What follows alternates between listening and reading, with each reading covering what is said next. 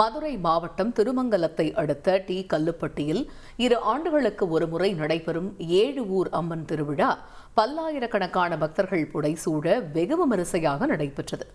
6 கிராமங்களில் இருந்து 40 அடி உயரமுள்ள வண்ணங்களால் அலங்கரிக்கப்பட்ட சப்பரங்களை தலைச்சுமையாக கிராம மக்கள் சுமந்து தாய் கிராமமாக உள்ள அம்மாப்பட்டிக்கு ஊர்வலமாக புறப்பட்டு வந்தனர்.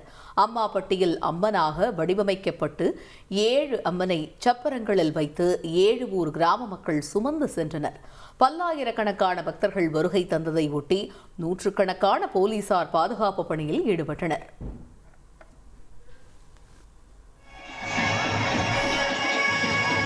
கூட்டம் நெரிசலா இருக்குப்பா. பக்கத்துல இருக்க பத்திரம் பாத்துருங்க. கூட்டம் நெரிசலா இருக்கு. வழியில இருக்கவங்க வழியை விடுங்க. சப்பரம் போது நீங்க வழியில வந்து மறிக்க கூடாது. கொஞ்சம் போயிட்டே இருக்கட்டும்.